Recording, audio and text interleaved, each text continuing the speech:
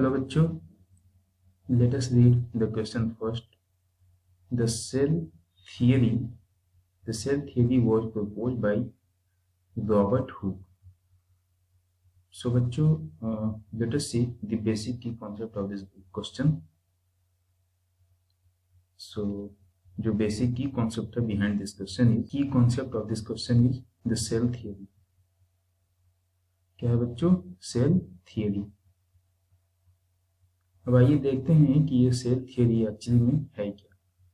सो cell theory के जो basic function या फिर हम बोल सकते हैं जो बेसिक लाइंस है वो ये बोलते हैं कि ऑल द लिविंग ऑर्गेनिज्म, जितने भी लिविंग ऑर्गेनिज्म हैं, all living organism are compose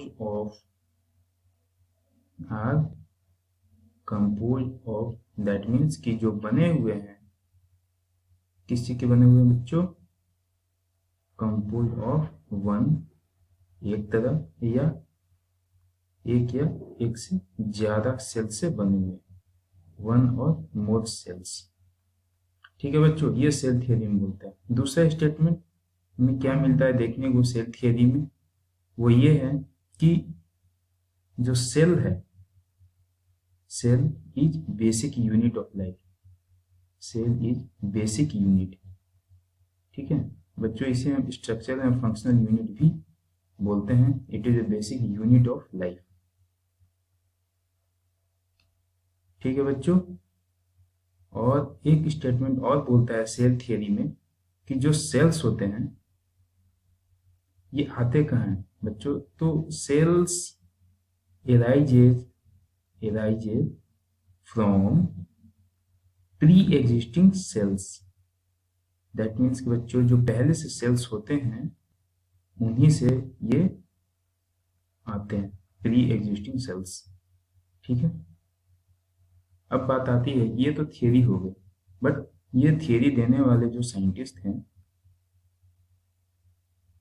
वो थे बच्चों, दो साइंटिस्ट हैं एक्चुअली. ठीक है, तो एक थे हमारे शिन, और फुल नेम इनका हो जाएगा Mathias Shin and Shawn.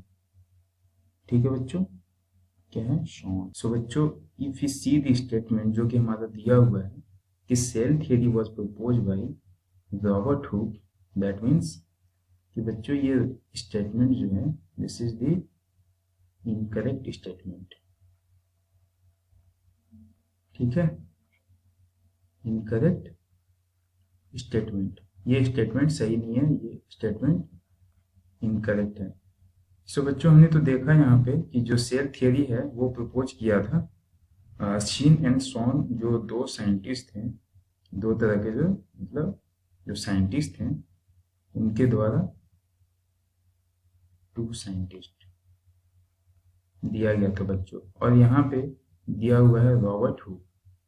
So बच्चों, ये जो रॉबर्ट हुक थे इन्होंने एक्चुअली बच्चों सेल का डिस्कवरी किया था.